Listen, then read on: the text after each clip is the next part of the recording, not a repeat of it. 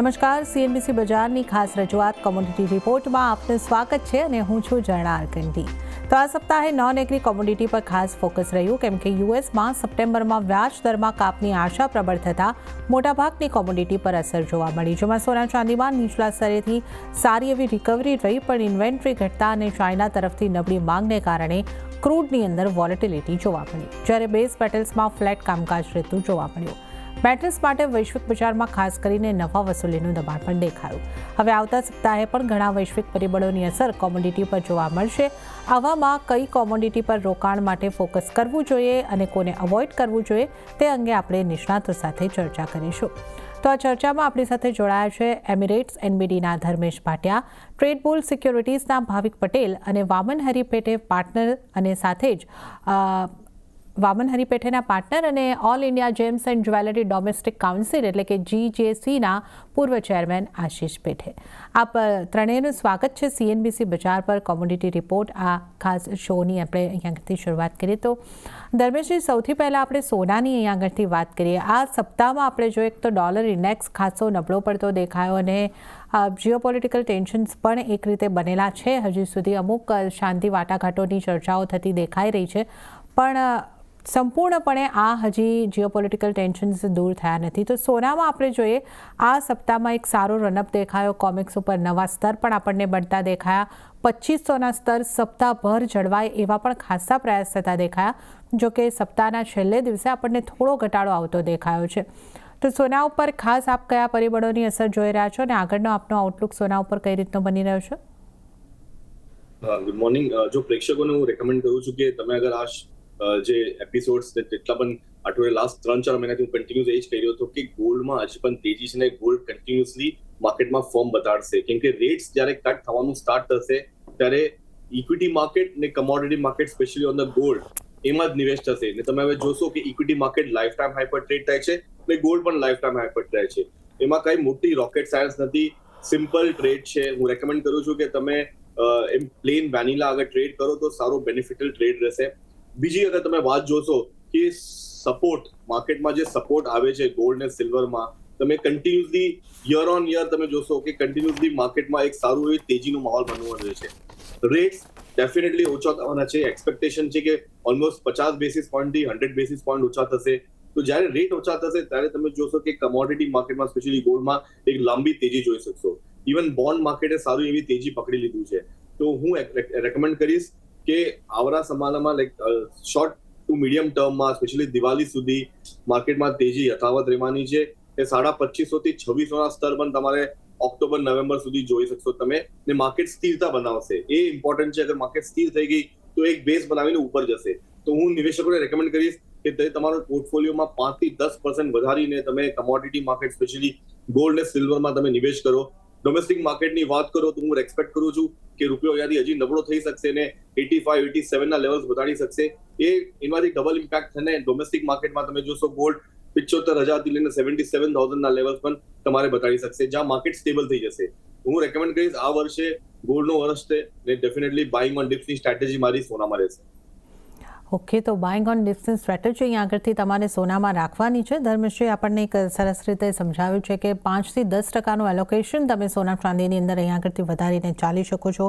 દિવાળી સુધીના આઉટલુક પણ એમણે અહીંયા આગળથી જણાવ્યું, પોઝિટિવ આઉટલુક સોના ચાંદી બંને ઉપર બનતો દેખાઈ રહ્યો છે. ભાવિકજી, આપ કઈ રીતે જોઈ રહ્યા છો? જે રીતે આપણે આ સપ્તાહની અંદર ઓલ ટાઈમ હાઈ કોમેક્સ ઉપર બનતા જોયા, કદાચ જો ઇમ્પોર્ટ ડ્યુટી કટ ન હોત તો આપણને સ્થાનિક બજારની અંદર પણ નવા ઓલ ટાઈમ હાઈ બનતા દેખાયા હોત. તો સોના ઉપર રેટ કટની વાતો જે છે એનો પણ આપણે જો ઉલ્લેખ કરી લઈએ તો એક વખત સમયે 50 બેસિસ પોઈન્ટના રેટ કટની પણ આશા વધતી દેખાઈ હતી, પરંતુ જે એફઓએમસીની મિનિટ્સ બાદ 25 બેસિસ પોઈન્ટની જ ફરીથી વધારે ચર્ચા થઈ રહી છે. તો આપ સોનાને કઈ રીતે જોઈ રહ્યા છો? ગુડ મોર્નિંગ જર્નાજી. સૌથી પહેલાં આઈ થિંક જે ધર્મેશજીએ કીધું હું એમની જોડે 100% સાચું જ ગણું છું કે એમને જે કીધું છે કે યુઝ્યુઅલી એક રોકેટ સાયન્સ નથી કે જ્યારે પણ આપણે જોઈએ છે કે હિસ્ટોરિકલી ઇન્ટરેસ્ટ રેટ કટ થાય છે ત્યારે સોનું અને ચાંદી બેમાં આપણે તેજી જોવા મળી રહી છે. બટ અત્યારના આપણે જોઈએ તો માર્કેટ ઓલરેડી એક્સપેક્ટ કરી જ રહ્યું છે કે સપ્ટેમ્બરમાં રેટ કટ થવાની છે. હવે ક્વેશ્ચન માર્ક એ છે કે કેટલો થવાનો છે. ઓલ્ધો આપણે 2 અઠવાડિયા પહેલાં જે રીતે એકદમ વીક ડેટા આવ્યા એ રીતે રિસેશનની ફિયર્સ હતી, પણ એના પછી આપણે જોયું કે જોબ્સના ડેટા આવ્યા છે જે ઓલ્ધો રિવાઇઝ કર્યા છે, બટ એ એકદમ પેનિક નથી દેખાડતું. અને ગઈકાલે આપણે હાઉસિંગ ડેટા આવ્યા એ છેલ્લા 4 મહિનામાં જે ડિક્લાઇન હતી પછી એક્સપેક્ટેશન પ્રમાણે આવ્યા છે. મને લાગે છે કે ફેડ થોડું કન્ઝર્વેટિવ જરૂરથી રહેશે અને 25 બેસિસ પોઈન્ટ રેટ કટ જ થઈ શકે છે. અને હાલ અત્યારના આપણે એકદમ શોર્ટ ટર્મમાં જોઈએ તો માર્કેટ હવે લાગી રહ્યું છે થોડુંક ફટીક થઈ ગયું છે કારણ કે ઓલરેડી આપણે ખાસો એક રનઅપ જોવા મળ્યું છે ગોલ્ડમાં, અને એ પણ એ જ એક્સપેક્ટેશન ઉપર કે આગળ જતા રેટ કટ થશે. તો મને લાગે છે કે જો 50 બેસિસ પોઈન્ટ રેટ કટ થશે તો એક ફરીથી ફ્રેશ લાઈફ ટાઈમ હાઈ જોવા મળશે. પણ જો 25 બેસિસ રેટ પોઈન્ટ કટ થશે તો મને લાગે છે કે એક પ્રોફિટ બુકિંગ જરૂરથી આવશે. બટ એ પ્રોફિટ બુકિંગ પછી પણ મને લાગે છે કે જે ઓવરઓલ ટ્રેન્ડ છે એ બહુ પોઝિટિવ છે, કારણ કે આ વર્ષ આપણે જોયું છે કે જ્યારે જે આપણે સોનુએ ઇન્ટરનેશનલ માર્કેટ એટલે કોમેક્સમાં લાઈફ ટાઈમ હાઈ બનાવ્યો છે, એના પછી 5-6% કરેક્શન જરૂરથી જોવા મળ્યું છે પ્રોફિટ બુકિંગ. અને આઈ થિંક એ ઇમ્પોર્ટન્ટ છે કારણ કે વન વે રેલી મને નથી લાગતી કે સસ્ટેનેબલ છે. અને આઈ થિંક એકવાર જો કોઈ કરેક્શન આવે છે તો જે લોકોએ બાકી રહી ગયા છે, જે લોકો ઓલરેડી આ સોનાની તેજીમાં, આઈ થિંક એ લોકો માટે ગુડ ઓપોર્ચ્યુનિટી રહેશે. તો અહીંયાથી મને લાગે છે કે ઓફકોર્સ ટ્રેન્ડ પોઝિટિવ છે, બટ એકવાર થોડુંક હાઈ મારીને પછી થોડુંક કરેક્શન આવે પછી મને લાગે છે કે નવી પોઝિશન ડિપ્લોય કરી શકાય છે. ઓલ તો આપણે ફંડામેન્ટલ્સ જોઈએ તો બહુ જ સ્ટ્રોંગ છે. જે 3 મહિનાથી આપણે જોયું હતું કે ચાઇનાનું ઇમ્પોર્ટ હતું એ ઓછું થઈ ગયું હતું. ચાઇનીઝ સેન્ટ્રલ બેંક છે એ લોકો ઇમ્પોર્ટ કોટા જારી કર્યું છે, એટલે હવે મને લાગે છે કે ઓલરેડી એ લોકોની ટ્રેઝરી ચાઇનાની જોઈએ બોન્ડ્સ જોઈએ તો એ બહુ ઓછા છે. એટલે હવે ડિસ્પાઇટ હાઈ પ્રાઇસ મને લાગે છે કે ત્યાંથી ફરીથી કન્ઝમ્પશન આવી શકે છે. અને આપણે અહીંયા ઇમ્પોર્ટ ડ્યુટી કટ પછી આપણે જોયું કે ફિઝિકલ ડિમાન્ડ બહુ જ સ્ટ્રોંગ છે. મને ઓવરઓલ લાગે છે કે ફેડનું રેટ કટની જે પાથ થવાની છે અને ફિઝિકલ ડિમાન્ડ એ બે ફેક્ટરના લીધે સોનામાં આગળ જતાં તેજી જ જોવા મળી શકે છે. હાલ અત્યારે થોડુંક કરેક્શન આવે છે તેની વેઇટ કરો, એના પછી ઓફકોર્સ તમે પોઝિશન છે લોંગર ડિપ્લોય કરી શકો છો, કારણ કે સોનું ચાંદી બેવું મને લાગે છે કે આગળ જતાં તેજી જ થઈ શકે છે. ઓકે, તો અહીંયા આગળથી સોનાની અંદર એક ઉછાળા પછી નવા લાઈફ ટાઈમ હાઈ પછી એક ઘટાડો આવી શકે છે, પણ આ ઘટાડો એક આગળના માટે બાઇંગ કરવાની એક સારી તક બનતી દેખાઈ શકે છે. તો સોના માટે આપણા બંને નિષ્ણાતો પોઝિટિવ આઉટલુક રાખી રહ્યા છે, ખરીદી કરીને ચાલવાની સલાહ. આપણી સાથે આશિષ પેઠે પણ જોડાયેલા છે. આશિષજી, જે રીતે અહીંયા આગળથી ભાવિકજીએ પણ ઉલ્લેખ કર્યો અને આપણે આપણા શોની અંદર પણ તમામ ઘણા જ્વેલર્સની સાથે પણ વાત કરતા હોઈએ છીએ, આપ પણ વામન હરિપેઠે જ્વેલર્સના આપનું જ્વેલર્સ છે. આ ડ્યુટી કટ પછી આપણે જોયું કે ખાસી એવી ડિમાન્ડ જે છે એ ફિઝિકલ ગોલ્ડ ખરીદવાવાળાની, ઘરેણાં ખરીદવાવાળા આવતા દેખાય. તો કેટલો ડિમાન્ડની અંદર વધારો થયો? અને મુખ્ય મારો સવાલ અહીંયાથી આગળ છે કે જે આ સપ્તાહમાં ઉછાળો આવ્યો તો એ જે ડિમાન્ડ હતી એના ઉપર કોઈ અસર આવી કે એ હજી પણ જળવાયેલી છે? Good morning જનાજી. 23 જુલાઈમાં જ્યારે ડ્યુટી કટ થયો એના પછી લગભગ 4,000 થી 5,000 રૂપિયાની કરેક્શન આવી હતી ડોમેસ્ટિક ગોલ્ડ પ્રાઇસમાં. એના પછીથી એક મહિના રિટેલમાં ઘણી સારી ડિમાન્ડ હતી, અને કેમ કે એને પહેલાના 3 ગ્રાહકી એકદમ સ્લો હતી અને એ લોકો વેટ કરતા હતા કે ક્યારે એટલે પ્રાઇસ થોડી ઓછી થાય તો બાઇંગ કરશું. તો એ ડ્યુટી કટથી અને એમને ટ્રિગર મળી ગયો રિટેલ માર્કેટમાં, અને એક મહિનાથી ઘણી સારી ગરાકી છે. અમુક માર્કેટમાં તો લગભગ 40 થી 50% ઉછાલ હતો, અને અમુક માર્કેટમાં લગભગ 25-30. તો એવરેજમાં ગણીએ તો લગભગ 30%ની ડિમાન્ડમાં વધારા હતા ગયા મહિનામાં. અને તમારા બીજા ક્વેશ્ચન હતા કે જે અત્યારે સ્પાઇક આવ્યો છે સોનામાં ગયા અઠવાડિયામાં, એનાથી રિટેલમાં થોડીક ડિમાન્ડ સ્લો પડી છે. પણ મને લાગે છે કે આવતી અઠવાડિયાથી ફરી પાછા ગણપતિ અને આગળનો સિઝન છે, તો મને લાગે છે કે ડિમાન્ડ ફરી પાછા માર્કેટમાં આવી જશે. ઓકે, તો આપણે જોયું કે ડ્યુટી કટ બાદ એક સારી ડિમાન્ડ અહીંયા આગળથી જ્વેલરીની અંદર આવતી દેખાય છે. સોનું લોકો ખરીદી રહ્યા છે અને ફરીથી એક તહેવારોનો મૂડ, જેમ રક્ષાબંધનથી આપણે જોઈએ કે શરૂ થયો છે, હવે ગણપતિ છે, તો આગળ સોનાની ડિમાન્ડ આવતી દેખાઈ શકે છે. પણ આશીષજી, જે રીતે આપણે જેમ્સ એન્ડ જ્વેલરીના એક્સપોર્ટના ડેટા જોઈએ છે એમની અંદર ઘટાડો આવતો દેખાયો છે. તો 23% જેટલો એક્સપોર્ટ અહીંયા આગળથી જેમ્સ એન્ડ જ્વેલરીનો ઘટ્યો છે અને જો વાર્ષિક ધોરણે આપણે જોઈએ તો 17% જેટલો ઘટ્યો છે. તો આ ઘરેણાઓનું એક્સપોર્ટ ઘટવાના તમે કયા કારણો જોઈ રહ્યા છો? તમે જુઓ તો ઇન્ડિયાની એક્સપોર્ટમાં લગભગ 50 થી 60% ડાયમંડ એક્સપોર્ટનો ભાગ છે. અને ડાયમંડ એક્સપોર્ટમાં તમે ગણો તો ચાઇના અને યુએસએ આ સૌથી મોટા માર્કેટ છે આપણા એક્સપોર્ટ માટે. અને બેઉ માર્કેટમાં સ્લોડાઉન હતો. ચાઇનાની ડિમાન્ડ ઘણી ઓછી હતી ગયા કઈ મહિનોથી યા એક વર્ષથી.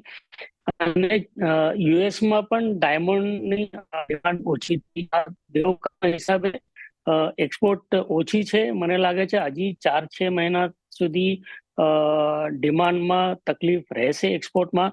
અને આવતી વર્ષે લગભગ 2025 માર્ચ એપ્રિલ પછી જે એક્સપોર્ટ છે એમાં સુધારા છે. ઓકે, તો અહીંયા આગળથી આપણે જોઈ રહ્યા છે કે એક એક્સપોર્ટ થોડો અહીંયા આગળથી ઘટતો દેખાયો છે, એની આપણે અહીંયા આગળથી ચર્ચા કરી. હવે આપણે આજે જ્યારે ચર્ચા કરી રહ્યા છે આપણે પણ જે રીતે જણાવ્યું કે હવે તહેવારોની ડિમાન્ડ આવવાની શરૂઆત થશે. તો દિવાળી સુધી આપ સોનાની કિંમતોને ક્યાં પહોંચતી જોઈ રહ્યા છો અને દિવાળી પર આ વખતે આપ કઈ રીતની ઘરેણાની ખરીદી થાય, કઈ રીતની ડિમાન્ડ રહે એવી આશા રાખી રહ્યા છો? મને લાગે છે આવતા 3-4 મહિનામાં ઘરાકી બહુ જ સારી રહેશે અને બમ્પર સિઝન જશે એવું મારું માનવું છે. અને પ્રાઇસના હિસાબે તમે ગણો તો યુએસમાં કોમેક્સમાં તો ઓલ ટાઈમ હાઈ છે. ઇન્ડિયામાં પણ અમે ઓલ ટાઈમ હાઈ પ્રાઇસીસ જોશું. અને લગભગ યર એન્ડ સુધી 75,000 to 76,000 ની પ્રાઇસ આવવાની શક્યતા છે. કેમ કે ડોલરમાં 2650 સુધી જશે અને ઇન્ડિયામાં લગભગ 75,000 to 76,000 જશે એવું મારું માનવું છે. ભાવિકજી, આપણે સોનાની આગળથી વાત કરી અને ચાંદીને માટે જે રીતે ધર્મેશજીએ પણ કહ્યું કે સોના ચાંદી બંનેની અંદર તમારું ઇન્વેસ્ટમેન્ટ વધારવું જોઈએ, પોઝિટિવ આઉટલુક રાખી રહ્યા છે. આપનો ચાંદી પર કઈ રીતનો આઉટલુક છે? આઈ થિંક હવે મને લાગે છે કે ચાંદી આઉટપરફોર્મ કરશે સોનાની કમ્પેરિઝનમાં. હાલ અત્યારના શોર્ટ ટર્મ માટે 2 રીઝન છે. સૌથી પહેલાં આપણે ગોલ્ડ સિલ્વર રેશિયો જોઈએ તો છેલ્લા 2 વર્ષથી ગોલ્ડ સિલ્વર રેશિયો જોઈએ તો usually 90 to 95 high end of the range છે અને નીચે જોઈએ તો 78 થી 80 ની આસપાસ છે. તો જ્યારે પણ 90 ની આસપાસ જાય છે ત્યાંથી સિલ્વર આઉટપરફોર્મ કરે છે અને એ એવરેજ રેશિયો 80 ની આસપાસ આવી ચૂક્યો છે.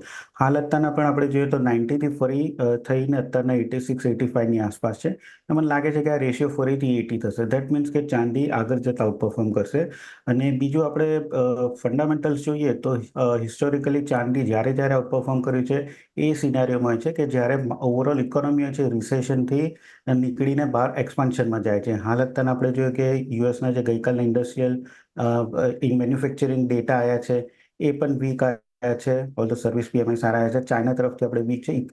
યુરોપની જોઈએ ઇકોનોમી તો પણ વીક છે. એટલે દેટ મીન્સ હવે અહીંયાથી એ લોકો રેટ કટ કરી રહ્યા છે અને રેટ કટ કરી રહ્યા છે દેટ મીન્સ કે આગળ જતા ઇન્ડસ્ટ્રી એક્સપાન્ડ થશે. જેના લીધે ઇન્ડસ્ટ્રીયલ ડિમાન્ડ ખાસ કરીને સિલ્વરની જે ડિમાન્ડ જે છે એ વધશે. એટલે આ ફેક્ટરમાં પણ મને લાગે છે કે ચાંદી આગળ જતા આઉટપરફોર્મ કરી શકશે. અને હિસ્ટોરિકલ પણ આપણે છેલ્લા 1973 થી 2014 જોઈએ તો જ્યારે પણ છેલ્લા 2 થી 3 વર્ષ એ જે ચાંદી અને સોનાની તેજી આવી છે તો એમાં ઓન એવરેજ સોનાની તેજી 114% રિટર્ન આપ્યું છે, જ્યારે ચાંદીએ 384% રિટર્ન આપ્યું. દેટ મીન્સ 270% જ્યાદા રિટર્ન આપ્યું છે. તો અહીંયાથી મને લાગે છે કે સોનું જરૂરથી તેજી થશે, પણ મને લાગે છે કે ચાંદી જે છે એ આઉટપરફોર્મ કરશે. અને ચાંદી આઈ થિંક નેક્સ્ટ યર સુધીમાં મને લાગે છે કે 1 લાખ ઉપરનો ટાર્ગેટ જરૂરથી આવશે. એટલે સોના અને ચાંદીમાં આઈ થિંક શોર્ટ ટર્મ માટે મને લાગે છે કે ચાંદી વધારે સારી દેખાઈ રહી છે. ઓકે, તો શોર્ટ ટર્મમાં ચાંદીનો આઉટ પરફોર્મન્સની આપણે અહીંયા આગળથી આશા રાખી શકીએ છીએ. ધર્મેશજી, જો આપણે મેટલ્સના કારોબારની પણ અહીંયા આગળથી વાત કરી લઈએ તો આ સપ્તાહમાં મેટલ્સે પણ રિકવરી આપવાના ઘણા પ્રયાસ અહીંયા આગળથી કર્યા. પછી ઉપલા સ્તરોની આસપાસથી થોડું ઘણું દબાણ પણ આવતું દેખાયું, પણ એક સારી રિકવરી આપણને મેટલ્સની અંદર આવતી દેખાઈ. ડોલર ઇન્ડેક્સની પણ એક અસર અહીંયા આગળથી રહી છે. તો મેટલ માટે હવે આપ આગળનો આઉટલુક કઈ રીતે રાખી રહ્યા છો? જો આપણે બેઝ મેટલની વાત કરીએ તો ડેફિનેટલી બેઝ મેટલ હવે માર્કેટમાં બહુ સ્થિરતા બનાવી ચૂક્યું છે. સ્પેશિયલી આપણે કોપરની વાત કરીએ, જે બેઝ મેટલનું કિંગ છે. અગર તમે જોશો પિછલા 2 મહિનામાં માર્કેટમાં સારી એવી એક સેલિંગ પ્રેશર જોવા મળ્યું હતું કોપરમાં. અને કોપર અગર કોમેક્સની વાત કરીએ તો ઓલમોસ્ટ 500 થી 400 સુધી આવી ગયું હતું. ઇન્ટરનેશનલ માર્કેટમાં પણ જોઈએ તો ઓલમોસ્ટ ડોમેસ્ટિક માર્કેટની કમ્પેરિઝન કરીએ તો 100 થી 150 રૂપિયાનો ઘટાડો તમારે કોપરના પ્રાઇસમાં જોવા મળ્યું છે. હવે તમે જોશો કે જ્યારે ઇન્ટરેસ્ટ રેટ કટ થશે અગેન, તો ઇન્ડસ્ટ્રીયલ ડિમાન્ડ વધશે, કેમ કે કોસ્ટ ઓફ બોરોવિંગ જ્યારે ઓછું થાય તો તમે ઇન્ડસ્ટ્રીમાં પૈસા લગાડશો, અને એ થવાનું છે. આગળ ચાલતા તમારે એક સારી એવી ડિસેમ્બર, જાન્યુઆરી, ફેબ્રુઆરી કોન્ટ્રાક્ટમાં તમારે એક સારી તેજી જોવા મળશે. તો હું સલાહ આપીશ સ્પેશિયલી કોપર સાઇડમાં તમે નિવેશ કરીને ચાલો. કરંટ લેવલથી પણ હું આમાં બહુ જ બુલિશ છું. એક્સપેક્ટ કરું છું કે અહીંયાથી એટલીસ્ટ 10% તેજી તમારે 2 થી 3 મહિનાના અંતરાલમાં જોવા મળશે. બહેરહાલ ડોમેસ્ટિક માર્કેટની કમ્પેરિઝન જોઈએ તો જ્યારે ડોલર ઇન્ડેક્સમાં પણ તમારે કમજોરી જોશે તો કમોડિટી માર્કેટમાં સપોર્ટ મળવાનું છે, ને એ થશે કમોડિટી માર્કેટમાં. બીજી વાત રહી રૂપિયાની. અગર રૂપિયો અહીંયાથી 85 ક્રોસ કરીને 86 સુધી જશે તો તમારે ડોમેસ્ટિક માર્કેટમાં ડબલ ઇમ્પેક્ટ મળશે, ને અહીંયાથી સ્પેશિયલી બેઝ મેટલના બધા કાઉન્ટરમાં તમારી એવી સારી તેજી જોવા મળશે. મારું અગર તમારે હોટ પિક જોશો તો હું કોપરને સલાહ આપીશ રહેવા માટે અહીંયાથી એટલીસ્ટ 5 થી 10% તેજી કરંટ લેવલથી. ને બીજી મારી એલ્યુમિનિયમ રહેશે. મને એલ્યુમિનિયમ બહુ બુલિશ છું. બહુ સ્લો એન્ડ સ્ટેડી કમોડિટી છે. અગેન અહીંયાથી હું બોલીશ છું એટલીસ્ટ 10% તેજી તમારે કરંટ લેવલથી જોવા મળશે. તો બંને કાઉન્ટરમાં હું રેકમેન્ડ કરીશ કે તમે ડિસેમ્બર સુધીના અગર તમારે ક્ષમતા હોય હોલ્ડ કરવાની તો આ બંને કાઉન્ટરમાં તમે તેજી કરીને ચાલો. સારું પ્રોફિટેબલ ટ્રેડ તમારે જોવા મળશે. ઓકે, તો ડિસેમ્બર સુધીનો વ્યૂ જો તમે રાખતા હોય તો તમારા માટે હોટ પિક છે કોપર, અને ત્યારબાદ એલ્યુમિનિયમ. 5 થી 10% તેજી તમે ડિસેમ્બર સુધી જોઈ શકો છો. તો મેટલ્સમાં ખરીદારીની એક સારી તક અહીં આગળથી આપણે જોઈ શકીએ છીએ. ત્યારે જ ભાવિકજી, જો ક્રૂડની વાત કરી લઈએ, ક્રૂડને માટે આ સપ્તાહમાં મોટા મૂવ્સ આવતા આપણને દેખાયા. 2%નો એક દિવસની અંદર ઘટાડો, પછી 1.5%ની રિકવરી, આવા મૂવ્સ આપણને આવતા દેખાયા. અહીંયા આગળ જે ઇઝરાયલ હમાસના જીઓપોલિટિકલ ટેન્શન્સ છે, એની સીઝ ફાયરની વાતો હોય, ઇન્વેન્ટરીના આંકડા હોય, આ તમામની અસરો આપણને પડતી પણ દેખાય છે. તો કઈ રીતે હવે તમે જોઈ રહ્યા છો આગળ ક્રૂડને? આઈ થિંક મને લાગે છે કે ક્રૂડનું જે મેજર કરેક્શન છે આઈ થિંક આવી ચૂક્યું છે. અહીંયાથી હવે મે બી 3 થી 4%નું બીજી મે બી કરેક્શન થઈ શકે છે, કારણ કે જે તમે વાત કરી જીઓપોલિટિકલ કન્સર્ન છે એ હવે અત્યારના ઓછા થઈ ગયા છે. ટ્રુ સ્ટોકની વાત ચાલી રહી છે. અને બીજું આપણે ડિમાન્ડ જોઈએ તો ડિમાન્ડ ઓફકોર્સ એક્સપેક્ટેડ નથી. આઈએ અને EIA બે ફોરકાસ્ટ કરી છે કે જે સેકન્ડ હાફમાં એશિયાની ને વર્લ્ડની ડિમાન્ડ જે છે ઓછી થવાની છે. એટલે માર્કેટ ઓલરેડી એ પણ ફેક્ટર ઇન કરી ગયું છે. હવે સૌથી વધારે બધાની નજર ઓપેક પ્લસ રહેશે, અને ઓપેક પ્લસ મને નથી લાગતું કે એ લોકો પ્રોડક્શન કટ કરશે. બે રીઝન છે. એક તો એ લોકો માર્કેટ શેર રાખશે, કારણ કે આપણે જોઈએ કે US, ગયાના અને બ્રાઝિલ એ લોકોની સાઈડથી આપણે પ્રોડક્શન વધી રહ્યું છે.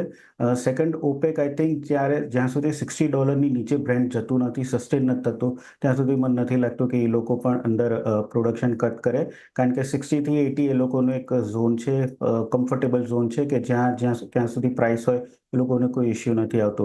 અને ત્રીજું એ છે કે EIA એ પણ કીધું છે કે સેકન્ડ હાફમાં એટલીસ્ટ ડિમાન્ડ કરતાં જે સપ્લાય છે હજી પણ થોડીક ડેફિસિટ થઈ શકે છે. જે પહેલાં એ લોકો કહેતા હતા કે 500,000 ડેફિસિટ થશે, એના બદલે હવે 750,000 ડેફિસિટ થાય છે, કારણ કે ગ્લોબલ ઇન્વેન્ટરીઝ આપણે જોઈએ, ભલે ડિમાન્ડ નથી, ગ્લોબલ ઇન્વેન્ટરીઝ ઓછી થઈ રહી છે. એટલે મને લાગે છે કે આગળ જતાં અહીંયાથી 3 થી 4%નું એક કરેક્શન આવશે, પછી પ્રાઇસીસ સ્ટેબલ થશે. અત્યારના અહીંયાથી કોઈ તેજીના તો કોઈ ફેક્ટર્સ નથી દેખાઈ રહ્યા.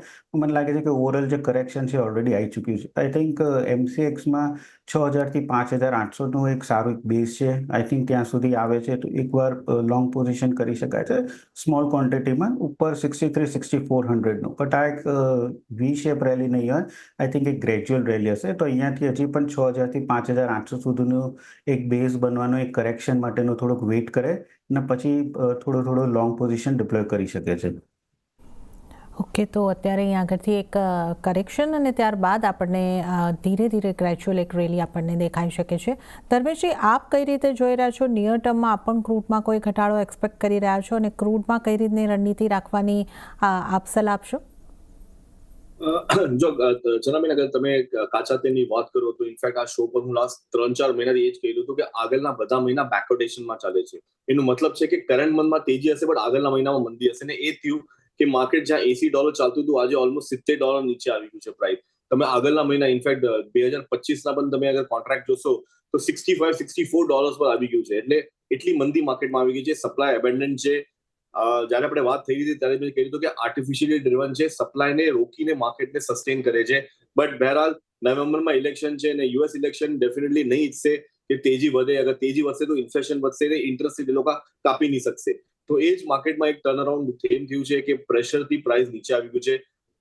જે નોન ઓપેક કન્ટ્રી છે કન્ટિન્યુઅસ પ્રોડક્શન વધારે છે. ઓપેક ટ્રાય કરે છે કે પ્રોડક્શન કટ કરીને પ્રાઇસને સ્ટેબલ કરે. બટ હવે લાસ્ટ બે ઓપેકની મીટિંગમાં એ લોકોએ મેન્ડેટરી નથી કર્યું, ઓપ્શનલ આપ્યું છે કે તમે તમારું પ્રોડક્શન કટ કરવું હોય તો કરી શકો છો. ને એ કર્યા પછી માર્કેટમાં $80 સ્પાઇક આવે છે અને ફરીથી માર્કેટ $70 પર આવી જાય છે. તો ફંડામેન્ટલી મને તેજી લાગતી નથી. માર્કેટ આ લેકલસ્ટર મૂવ કરશે, 6,000 રૂપિયાના આજુબાજુમાં ફરતું રહેશે. ફંડામેન્ટલી ટેકનિકલી બંને સાઈડથી બહુ પ્રેશર છે. જ્યાં સુધી જીઓપોલિટિકલ ટેન્શન નથી આવતું ને ઇન્ડસ્ટ્રીયલ ડિમાન્ડ નથી વધતી, તેજી આવવાની શક્યતા બહુ ઓછી છે. સેલ ઓન રાઇઝની સ્ટ્રેટેજી મારી રહેશે. તો હું રેકમેન્ડ કરીશ કે જ્યાં સુધી માર્કેટ 6,500 6,600 નીચે કન્ટિન્યુઅસ ટ્રેડ થાય છે તો તમે ઉછાલે મારી શકો છો, શોર્ટ કરી શકો છો. ડાઉનસાઇડ 5,800 થી 5,700 ના લેવલ્સ હું એક્સપેક્ટ કરું છું માર્કેટમાં આવીને એકવાર સ્ટેબલ થઈ જશે. બટ હું રેકમેન્ડ કરીશ કે જેને લેવાનું હોય, જેને માલ લેવું હોય, ફંડામેન્ટલી તેજી કરવી હોય તો વેટ એન્ડ વોચની સ્ટ્રેટેજી રાખો, કેમ કે હજી પણ માર્કેટમાં બહુ પ્રેશર છે. ઓકે, તો ક્રૂડને માટે અત્યારે ખાસું પ્રેશર આપણે અહીંયા આગળથી જોઈ રહ્યા છે. જો તમારે તેજી કરવી હોય તો અત્યારે વેટ એન્ડ વોચ કરવાનું રહેશે. અત્યારે એક પ્રેશર આવતું આપણને ક્રૂડની અંદર દેખાઈ શકે છે. તો આપણે નોન એગ્રી કોમોડિટીઝના આ સપ્તાહમાં એક આઉટલુકની ખાસ કરીને ચર્ચા કરી, આ સપ્તાહમાં આવેલી એક્શનની આગળથી વાત કરી. ત્યારે જ ધર્મેશજી અને ભાવિકજી, આ બંનેનો ખૂબ ખૂબ આભાર. આપ સમય ફાળવી અમારી સાથે આ ચર્ચામાં જોડાયા અને આ તમામ કોમોડિટીઝ અંગે આપણે ચર્ચા કરી. આપનો આભાર. તો આ સાથે જ કોમોડિટી રિપોર્ટ આ ખાસ રજૂઆતમાં હાલ પૂરતું આટલું જ. હાલ મને પણ આપશો રજા, પણ વધુ અપડેટ અને સમાચારો માટે આપ જોતા રહો CNBC બજાર. નમસ્કાર.